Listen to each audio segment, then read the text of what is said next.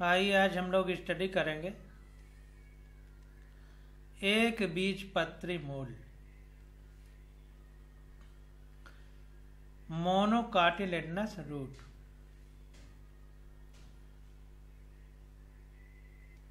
तो अभी हमने इसके ऊपर द्विबीजपत्री मूल पढ़ा था, यानी डाइकाटिलेडनस रूट।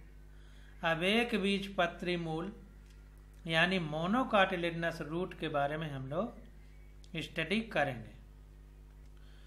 तो देखिए, एक बीजपत्री मूल यानी मोनोकाटिलेडनस रूट जो है, कह रहा है एक बीजपत्री मूल का शरीर यानी एनाटॉमी बहुत अधिक द्विबीजपत्री मूल के शरीर के समान होता है। यानी मोनोकाटिलेडनस रूट और डाइकाटिलेडनस रूट में बहुत ज्यादा समानता होती है। चित्र 6.3 में दिखाया गया। कह रहा है इसमें बाह्य त्वचा यानी एक्जोडर्मिस या डर्मिस या इपीडर्मिस, बलकुट यानी कार्टेक्स, अंतस्त्वचा यानी इंडोडर्मिस, परिरंभ यानी पेरिसाइकिल, संवहन ऊतक यानी वैस्कुलर बंडल तथा पित्त होते हैं। तो जैसे डाइकाटिलेडनस रूट में था, वही कंडीशन मोनोकाटिलेडनस में लगभग है। कह रहा है एक बीजपत्री में इनकी संख्या प्रायः 6 से अधिक यानी बहुआदि दारुक होती हैं, जबकि द्विबीजपत्री में कुछ ही जाइलम बंडल होते हैं। तो कहने का मतलब ये है कि एक बीजपत्री में जो जाइलम है उसकी संख्या 6 से अधिक होती है, जबकि डाइकाटिलेडनस रूट थी उसमें संख्या 6 थी। पित्त बड़ी तथा बहुत विकसित होती है। जो पित्त होता है वो मोनोकाटिलेडनस रूट में बहुत बड़ी होती है और बहुत विकसित होती है, तथा एक बीजपत्री मूल में कैम्बियम नहीं होता है। ध्यान दीजिए कि एक बीजपत्री में कैम्बियम नहीं होता है और जो पित्त होती है वो बहुत बड़ी और ज्यादा विकसित होती है, और जो हमारा जाइलम होता है वो 6 से अधिक होते हैं। ठीक ना? इसलिए इसमें द्वितीयक वृद्धि नहीं होती। देखिए, सेकेंडरी ग्रोथ। तो मोनोकाटिलेडनस जैसे धान है, गेहूं है, इनके पौधे बहुत पतले होते हैं क्योंकि इनमें द्वितीयक वृद्धि यानी सेकेंडरी ग्रोथ नहीं होती। सेकेंडरी ग्रोथ क्यों नहीं होती है? क्योंकि इनमें कैम्बियम नहीं पाया जाता है, इसलिए इनकी परिधि में वृद्धि नहीं होती। तो ये कारण है कैम्बियम के न होने का कारण। इसीलिए आम, महुआ ये सब बहुत बड़े और मोटे होते हैं, जबकि एक बीजपत्री पौधे पतले होते हैं क्योंकि उनकी परिधि में वृद्धि नहीं होती है। पेरीफेरल ग्रोथ उनमें नहीं होती क्योंकि कैम्बियम नहीं होता। ये आपसे क्वेश्चन नीट में पूछा जाएगा। तो एक बीजपत्री और द्विबीजपत्री मूल की संरचना को हम लोग समझेंगे। तो देखिए, एक बीजपत्री में भी रूट हेयर है और द्विबीजपत्री में भी रूट हेयर था। एक द्विबीजपत्री में भी एपिडर्मिस है और एक बीजपत्री में भी एपिडर्मिस। द्विबीजपत्री जड़ में भी कॉर्टेक्स था, एक बीजपत्री जड़ में भी कॉर्टेक्स। द्विबीजपत्री जड़ में भी इंडोडर्मिस था, एक बीजपत्री में भी इंडोडर्मिस। द्विबीजपत्री में भी पेरिसाइकिल था यानी परिरंभ था, और द्विबीजपत्री यानी डाइकाटिलेडनस रूट में भी पेरिसाइकिल था और मोनोकाट में भी पेरिसाइकिल है। जाइलम और फ्लोएम एक बीजपत्री में भी था जड़ में और द्विबीजपत्री में भी। अब यहाँ पर देखिए, पित्त की मात्रा ज्यादा है, ज्यादा विकसित है पित्त डाइकाटिलेडनस रूट की तुलना में। द्विबीजपत्री जड़ की तुलना में एक बीजपत्री जड़ में पित्त ज्यादा विकसित है, और जो जाइलम है इनकी संख्या ज्यादा है। 1 2 3 4 5 6 7 8, 1 2 3 4 5 6 7 8 है। उसमें क्या था, 6 थे, देख लीजिए। 1 2 3 4 4 ही है, यानी 6 या 6 से कम है, और इसमें 6 से ज्यादा है। और देखिए यहाँ पर कहीं भी कैम्बियम नहीं लिखा हुआ है, और इसमें देखिए इसमें जो है कैम्बियम पाया जाता है। ये फिगर यहाँ पर बनाया गया है, ये देखिए कैम्बियम की पट्टी बनाई गई है। यहाँ इस फिगर में कैम्बियम को नहीं दिखाया गया है, क्योंकि यहाँ पर बनाने में फिगर जिस तरह बनाया गया है तो ये सामने की काट है, इसलिए इसमें नहीं बन पाया है। तो इसलिए यहाँ पर देखिए लिखा है कि transverse section of dicotyledonous root primary B monocotyledonous root. तो डाइकार्टिलेजिनस रूट में प्राइमरी यानी प्राथमिक जड़ की ये संरचना है, जिसको टैप रूट या मूसला जड़ भी कहते हैं। कुछ पौधों में पाई जाती है, मतलब जो पहली बार जड़ बनती है उसका ये फिगर है। तो इस प्रकार से हमने इसको समझा। अब देखिए एक बीजपत्री मूल यानी मोनोकार्टिलेजिनस रूट के बाद अब हमारा आ जाता है द्विबीजपत्री तना यानी डाइकार्टिलेजिनस स्टेम के बारे में। तो अभी हमने रूट पढ़ा है, अब स्टेम के बारे में हम लोग स्टडी करने जा रहे हैं। तो इसको देखते हैं।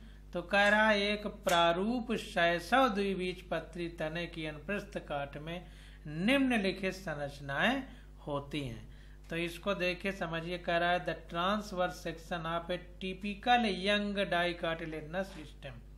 शैशव का मतलब यंग, तो ये टिपिकल यंग डाइकार्टिलेजिनस स्टेम में क्या क्या संरचनाएं होती हैं। एक तो बाह्य त्वचा यानी एपिडर्मिस होती है, ये तने की सबसे बाहरी रक्षी सतह होती है, यानी ये रक्षा करती है अंदर के सारे सतहों की या अंगों की। चित्र 6.4a में अभी हम लोग इसको देखेंगे। आगे क्या कह रहा है कि यह क्यूटिकल परत से ढकी पतली परत से ढकी रहती है। तो एपिडर्मिस में क्यूटिकल रूपी एक पतली परत इसमें चढ़ी रहती है। हमने ऊपर पढ़ा था कि क्यूटिकल जड़ में नहीं पाई जाती थी। क्यों? क्योंकि जड़ में अगर पाई जाएगी तो पानी का अवशोषण नहीं हो पाएगा, एब्जॉर्प्शन नहीं हो पाएगा वाटर का, इसलिए उसमें नहीं पढ़ा हमने। और एपिडर्मिस में स्टेम के क्यों पाई जाती है?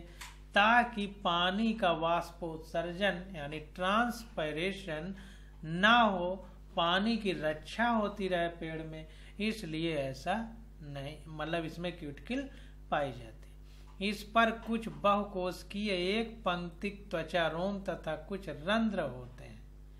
तो इस पर जो एपिडर्मिस होती है इसमें बहुकोशिकीय यानी मल्टी सेल्यूलर तथा एक पंक्ति के मतलब पंक्ति में बने रहते हैं, और त्वचा रोम पाए जाते हैं यानी रोए हेयर पाए जाते हैं। तो यहाँ पर देखिए लिखा हुआ है कि इट में bear trichomes and a few stomata. Trichomes का मतलब हेयर जो पाए जाते हैं, स्टेम हेयर, उनको ट्राइकोम कहते हैं, जैसा हमने ऊपर पढ़ा है।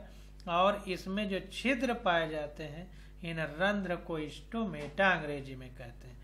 बाह्य त्वचा तथा परिरंभ यानी एपिडर्मिस तथा पेरिसाइकिल के बीच कोशिकाओं की बहुत सी सतहें होती हैं, जिसे वल्कुट यानी अंग्रेजी में कार्टेक्स कहते हैं। तो एपिडर्मिस और पेरिसाइकिल यानी परिरंभ के बीच में जो सेल्स पाई जाती हैं उनको कार्टेक्स कहते हैं, जैसा रूट में हमने पढ़ा है। कह रहा है इसके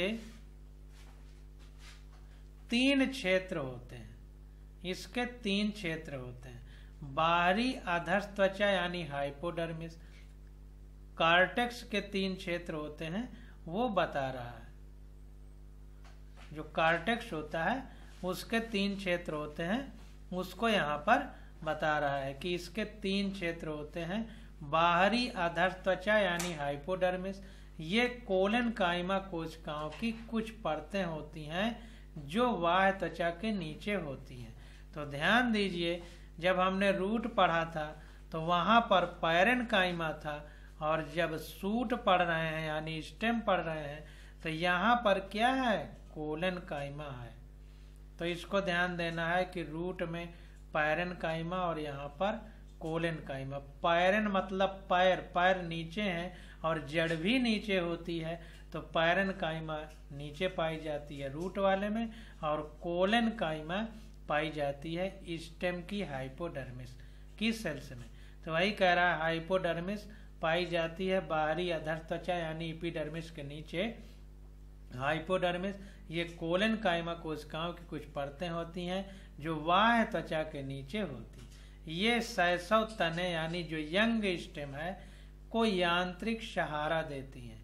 ये क्या करती हैं, यांत्रिक यानी फिजिकल इसको सपोर्ट देती हैं, ताकत से इसको सहारा देती हैं। वल्कुट सतहें अधर त्वचा के नीचे होती हैं। जो कार्टेक्स की लेयर होती है ये अधर त्वचा यानी हाइपोडर्मिस के नीचे होती है। इसमें गोलाकार पतली भित्ति वाले पैरेन्काइमा कोशिकाओं की कुछ परतें होती हैं। ध्यान दीजिए, कार्टेक्स में जो रूट थी वहां भी पैरेन्काइमा सेल पाई जाती थी, और कार्टेक्स में भी पैरेन्काइमा सेल पाई जा रही हैं। जो कार्टेक्स है स्टेम का, तो स्टेम और रूट दोनों के कार्टेक्स में पैरेन्काइमा पाई जा रही है। तो ध्यान दीजिए, जो हमने बताया कि पैर का मतलब पैरेन्काइमा तो रूट में ही पाया जाएगा, और रूट और सूट के दोनों के कार्टेक्स में पैरेन्काइमा पाई जा रहे हैं, और हाइपोडर्मिस में कोलेनकाइमा। इसको ध्यान देना, इसमें गोलाकार पतली भित्ति वाली पैरेन्काइमा कोशिका की कुछ परतें होती हैं। इसमें सुस्पष्ट अंतरा कोश की स्थान होता है। तो कार्टेक्स जो हमारा रूट का था वहां भी इंटरसेल्यूलर स्पेस था, और यहाँ भी इंटरसेल्यूलर स्पेस यानी अंतः कोश की स्थान पाया जा रहा है रूट सूट दोनों के कार्टेक्स में। अंतः त्वचा यानी हाइपोडर्मिस कार्टेक्स की सबसे भीतरी सतह होती है, और इसमें नाल आकार की कोशिकाओं की एक सतह होती है। तो ट्यूब लाइक स्ट्रक्चर की सेल इसमें पाई जाती हैं। इन कोशिकाओं में स्टार प्रचुर मात्रा में होता है, इसीलिए इसे स्टार आच्छद भी कहते हैं। तो ध्यान दीजिए, इसको इंग्लिश में भी थोड़ा पढ़ते हैं और समझने का प्रयास करते हैं। कह रहा है the inner most layer of cortex is called the endodermis. तो अधर त्वचा या इंडोडर्मिस हमारी, देखिए the inner most layer of the cortex, अंदर वाली सबसे लेयर इंडोडर्मिस है। ध्यान दीजिए, सबसे अंदर वाली ये इंडोडर्मिस है, हाइपोडर्मिस नहीं। हाइपोडर्मिस अधर त्वचा वो एपिडर्मिस के नीचे थी, ये अंतर त्वचा है यानी इंडोडर्मिस है। हिंदी में इसमें सुधार करिए थोड़ा। तो कह रहा है the cell of the endodermis are rich in starch.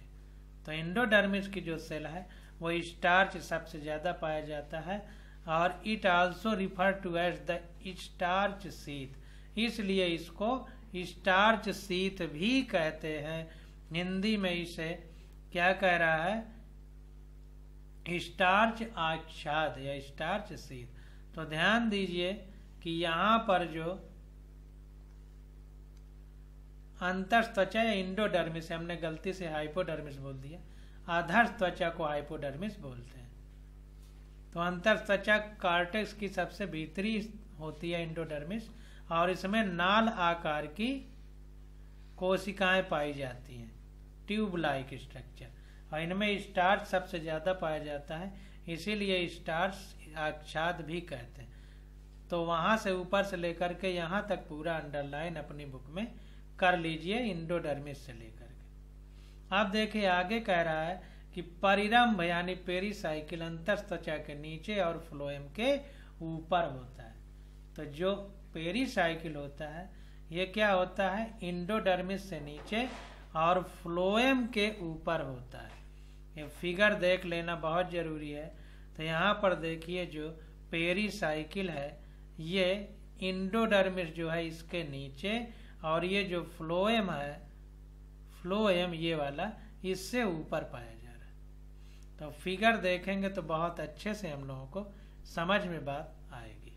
अब देखिए आगे कह रहा है कि इसमें स्क्लेरेनकाइमा की कोशिकाएं अर्धचंद्राकार समूह में होती हैं। तो पेरिसाइकिल जो होता है ये इंडोडर्मिस से नीचे और फ्लोएम से ऊपर होता है, और इसमें स्क्लेरेनकाइमा की कोशिकाएं अर्धचंद्राकार रूप में समूह में होती हैं। तो यहाँ पर देखिए स्क्लेरेनकाइमा की चलिए छोटी छोटी अर्धचंद्राकार ये दिख रही है, छोटी छोटी देखिए चांद जब आधा उगता है उस तरह की ये छोटी छोटी दिख रही है। अब देखिए कह रहा है कि संवहन बंडलों यानी वैस्कुलर बंडल के बीच अरीय रूप में, मतलब रेडियल त्रिज्यीय जिसको हिंदी में कहते हैं, में विन्यस्त पैरेन्काइमा कोशिकाओं की कुछ सतहें होती हैं जो मज्जा किरण यानी पिथले बनाती हैं। बहुसंख्य संवहन बंडल एक छल्ले में होते हैं। तो एक रिंग के रूप में वैस्कुलर बंडल हमारे विन्यसित होते हैं। तो देखिए ये रिंग के रूप में ये फ्लोएम एक रिंग के रूप में ऐसे बने हुए हैं। यहाँ पर वैस्कुलर बंडल ये देखिए चिन्ह लगाया है ये हरे रंग का, तो ऐसे रिंग के रूप में यहाँ पर सजे हुए हैं।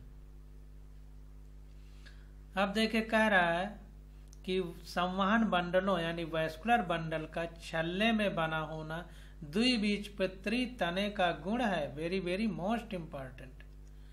ये पूछा जाएगा नीट में कि जो वैस्कुलर बंडल है ये रिंग के रूप में किसमें पाया जाता है, तो आंसर होगा डाई कार्टिलेजिनस स्टेम, यानी हिंदी में द्विबीजपत्री तने में हमारा जो वैस्कुलर बंडल होगा वो रिंग यानी छल्ले के रूप में होगा। प्रत्येक संवहन बंडल संयुक्त मध्यादिदारुक तथा खुले होते हैं। तो प्रत्येक वैस्कुलर बंडल इसमें बीच में जाइलम पाया जाएगा, मध्यादिदारुक मतलब मिड में जाइलम पाया जाएगा, और ओपन होते हैं। हमने आपको बताया है कि जब जाइलम और फ्लोएम के साथ में कैम्बियम होगा तो हम उस वैस्कुलर बंडल को ओपन या खुला कहते हैं। तो खुला शब्द लिखा है कि वैस्कुलर बंडल खुले होंगे, तो जाहिर सी बात बिना लिखे हमको समझ लेना चाहिए कि वहां पर कैम्बियम पाया जाएगा। तने में पिथ केंद्र में होती है। जो स्टेम होता है इसमें जो पिथ होती है वो सेंटर में पाई जाती है। ये देखिए पिथ लिखा है, केंद्रीय भाग ये है सेंटर, तो यहाँ पर निशान लगाएगा। ये देखिए मेडुलरी रेस यहाँ पर ये पिथ है, यहाँ पर मेडुलरी रेस पाई जाएंगे। यहाँ पर देखिए लिखा गया है। अब देखिए कह रहा है इसमें प्रत्येक इसमें पिथ केंद्र में होता है। इसमें गोलाकार पैरेन्काइमा कोशिकाएं होती हैं। इन कोशिकाओं के बीच में अंतरा कोशिकीय स्थान होता है। तो गोलाकार यहाँ पर पैरेन्काइमा सेल पाई जाती है। पिथ में देखिए फिगर यहाँ नहीं बनाया, यहाँ पर बनाया हुआ है। यहाँ पर देखिए कह रहा है इन कोशिकाओं के बीच में पिथ केंद्र में होते प्रत्येक समान बंडल संयुक्त मध्यादिदारुक तथा खुले होते हैं। तने में पिथ केंद्र में होता है। इसमें गोलाकार पैरेन्काइमा कोशिकाएं होती हैं। इन कोशिकाओं के बीच में अंतरा कोशिकीय स्थान होते हैं। तो यहाँ पर देखिए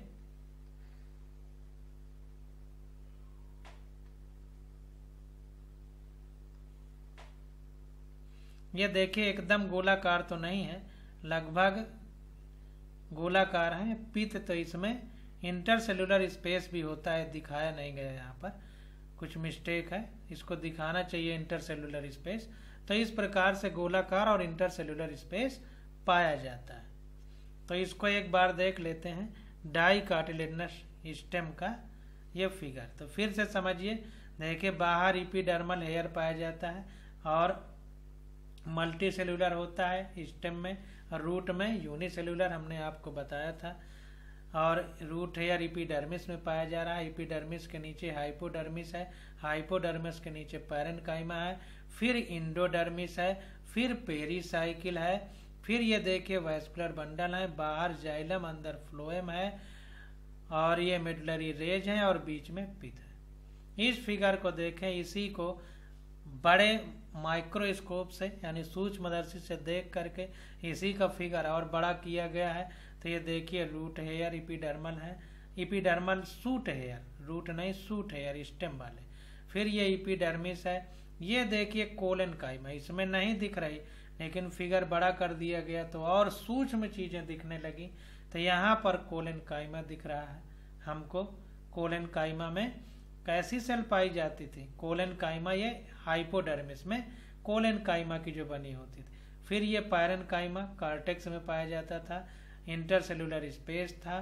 फिर इंडोडर्मिस यहाँ पाई जाएगी। फिर ये पेरीसाइकिल है। फिर ये देखिए फ्लोएम है। ये बीच में देखिए कैम्बियम है जो यहाँ पर नहीं दिख रही है, जो हमने बताया था कि वैस्कुलर बंडल खुला पाए जाते हैं ओपन। तो जहाँ कैम्बियम पाई जाएगी उस वैस्कुलर बंडल को हम ओपन कहेंगे। तो यहाँ पर देखिए कैम्बियम दिखाई जा रही। फिर ये मेटाजाइलम, जाइलम है। फिर ये प्रोटोजाइलम, प्रोटोजाइलम अंदर की ओर है, मेटाजाइलम बाहर की ओर है। ये भी बहुत इंपॉर्टेंट है, इसकी तुलना हमको रूट वाले से करना पड़ेगा। और ये पिथ है। तो एक बार थोड़ा सा रूट वाला फिगर देख लेते हैं। तो ये देखिए रूट वाला है, तो इसमें प्रोटोजाइलम यहाँ पर है और मेटाजाइलम अंदर है। मेटाजाइलम अंदर है, प्रोटोजाइलम बाहर है। मेटाजाइलम अंदर है, प्रोटोजाइलम बाहर है रूट में, मेटाजाइलम अंदर है। और इसमें देखते हैं कि मेटाजाइलम बाहर है, प्रोटोजाइलम अंदर है। यहाँ से हम चल रहे हैं तो पहले मेटाजाइलम मिल रहा है, प्रोटोजाइलम बाद में। और रूट में चलते थे तो पहले प्रोटोजाइलम मिलता था, मेटाजाइलम बाद में। तो उल्टा है, इसको ध्यान देना। अब आगे देखिए यहाँ पर मोनोकार्टिलेजिनस स्टेम की फिगर आ गया है, लेकिन इसको पहले पढ़ेंगे फिर इसके बाद हम लोग तुलना करेंगे। तब ये हमारा आ जाता है एक बीजपत्री तना। तो इसको देखते हैं। तो कह रहा है एक बीजपत्री तना यानी मोनोकार्टिलेजिनस स्टेम अंग्रेजी में। तो एक बीजपत्री तने की शारीरिक संरचना द्विबीजपत्री तने से कुछ भिन्न है, लेकिन ऊतकों के विन्यास रहने के क्रम में कोई अंतर नहीं। तो थोड़ा सा डिफरेंस है, लेकिन जो टिश्यू हमारे अरेंज है तो टिश्यू का अरेंजमेंट यानी विन्यास में कोई अंतर नहीं। चित्र 6.4 में आप देखेंगे कि एक बीजपत्री तने की बाह्य त्वचा पर त्वचा रोम नहीं होते। Very very most important. Dicotyledonous stem जो हमने पढ़ा है उसमें मल्टी सेल्यूलर हेयर पाए जाते थे और रोम पाए जाते थे जिनको ट्राइकोम कहते थे। लेकिन मोनोकार्टिलेजिनस स्टेम जब हम पढ़ रहे हैं तो उसमें त्वचा रोम यानी ट्राइकोम एब्सेंट है। एक बीजपत्री तने में अधस त्वचा स्क्लेरन काइमा कोशिकाओं की बनी होती है। Very very most important. यही जो अंतर हम देख रहे हैं यहीं पर क्वेश्चन बन जाता है। तो जो डाई कार्टिलेजिनस स्टेम की अंतर त्वचा यानी हाइपोडर्मिस थी वो कोलन काइमा कोशिकाओं की बनी थी। यहाँ पर मोनोकार्टिलेजिनस स्टेम की हाइपोडर्मिस स्क्लेरन काइमा कोशिकाओं की बनी। ये अंतर है, यहीं से पूछेगा। कार्टेक्स में कई सतहें होती हैं, इसमें बहुत से बिखरे हुए बंडल होते हैं। इनके संवहन बंडल के चारों ओर स्क्लेरन काइमा बंडल आच्छाद यानी बंडल सीथ पाई जाती है जो स्क्लेरन काइमा की बनी होती है। चित्र 6.4 देखेंगे अभी। संवहन बंडल संयुक्त तथा बंद होते हैं। Very very most important. हमने बताया है कि कैम्बियम केवल डाई कार्टिलेजिनस में पाया जाएगा, मोनोकार्टिलेजिनस में नहीं पाया जाएगा। तो जब मोनोकार्टिलेजिनस में नहीं पाया जाएगा तो जहाँ नहीं पाया जाएगा तो बोलेंगे कि वैस्कुलर बंडल बंद हैं, पाया जाएगा तो बोलेंगे कि वैस्कुलर बंडल खुले हैं। तो यहाँ पर देखिए बंद इसलिए है क्योंकि कैम्बियम नहीं पाई जाती। परिधीय संवहन बंडल प्राय छोटे और केंद्र में बड़े होते हैं। Very very most important. जो बाहर की तरफ वाले परिधि वाले हमारे सरकमफेरेंस वाले वैस्कुलर बंडल होंगे वो छोटे होते हैं और केंद्र की तरफ बड़े होते हैं। संवहन मंडल में फ्लोएम पैरेन्काइमा नहीं होते और इनमें जल रखने वाली गुहाएं होती हैं। तो ध्यान दीजिए कि फ्लोएम पैरेन्काइमा एब्सेंट होता है लेकिन जल रखने वाली गुहाएं होती हैं। इसको थोड़ा सा इंग्लिश में हम लोग देख लेते हैं।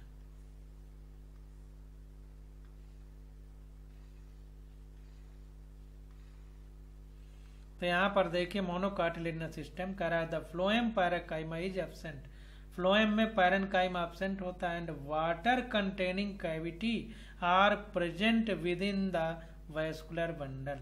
लेकिन पानी को रखने वाली जो छोटे छोटे गड्ढे हैं, कैविटी है, गुफा है, जैसे पत्थरों में गुफाएं होती हैं, वो यहाँ पर उपस्थित है, जिनमें गुफाओं में हम ठहरते हैं, कैविटी में पानी ठहरेगा। तो वही कह रहा है कि वाटर कंटेनिंग कैविटी प्रेजेंट है। तो ये थोड़ा थोड़ा सा अंतर है जो मोनोकार्टिलेजिनस और डाइकार्टिलेजिनस में अंतर है। तो यहाँ पर अब फिगर की तुलना कर लेते हैं। ये डाइकार्टिलेजिनस है, ये मोनोकार्टिलेजिनस स्टेम है। तो देखिए टीएस का मतलब ट्रांसवर्स सेक्शन, हिंदी में अनुप्रस्थ काट स्टेम की यहाँ दिखाई गई। ये डाइकार्टिलेजिनस है, ये मोनोकार्टिलेजिनस। तो देखिए एपिडर्मिस जो मोनोकार्टिलेजिनस की है इसमें रूट नहीं पाया, ट्राइकोम यानी त्वचा रोम नहीं पाया जा रहा है। फिर इसके बाद हाइपोडर्मिस है, फिर ये वैस्कुलर बंडल है, फिर ये फ्लोएम है, जाइलम है, ये ग्राउंड टिश्यू यहाँ पर ये मोनोकार्टिलेजिनस। और डाइकार्टिलेजिनस में दिखे तो ये एपिडर्मिस है, ये हाइपोडर्मिस है, ये देखिए ये इसी का बड़ा रूप है। ये दोनों मोनोकार्टिलेजिनस, बी ये है, ये डाइकार्टिलेजिनस है। तो डाइकार्टिलेजिनस में देखिए रूट हेयर है, अरे वो सूट हेयर, एपिडर्मल हेयर, त्वचा रोम। यहाँ पर देखिए नहीं है, ये मोनोकार्ट का फिगर है और ये डाइकार्ट का फिगर है। दोनों ये सिंपल फिगर है, इसको बड़ा करके बनाया गया है डाइकार्टिलेजिनस सिस्टम। ये सिंपल फिगर है, इसको बड़ा करके बनाया गया है मोनोकार्टिलेजिनस सिस्टम। तो यहाँ पर देखिए एपिडर्मिस है, फिर हाइपोडर्मिस है, फिर वैस्कुलर बंडल बिखरे हुए हैं, स्कैटर्ड हैं। यहाँ पर देखिए वैस्कुलर बंडल सजाए गए हैं, रिंग में सजे हुए हैं वैस्कुलर बंडल। तो ये अंतर जो है इसको समझने का प्रयास करें। और कैम्बियम देखिए यहाँ पर अनुपस्थित है, इसमें देखिए कैम्बियम पाई जा रही है, कैम्बियम पाई जा रही है। तो ये थोड़ा थोड़ा सा अंतर है जिसको आप लोग पढ़ेंगे। और जब हम एनसीईआरटी पढ़ाने के बाद क्वेश्चन करेंगे तो क्वेश्चन में हम डाइकार्टिलेजिनस, मोनोकार्टिलेजिनस स्टेम, रूट, ये एनसीईआरटी में पूछा गया है। तो जब पूछा गया है तो उसको जब कराएंगे तो दोनों का अंतर वहाँ पर क्वेश्चन में स्पष्ट होता चला जाएगा। अब आ जाता है पृष्ठाधार द्विबीजपत्री पत्ती यानी डाइकार्टिलेजिनस लीफ का जो है। अब लीफ के बारे में हम लोग पढ़ेंगे। तो आज अभी हमने स्टेम के बारे में पढ़ा। तो आज की स्टडी यहीं तक। Okay, thank you.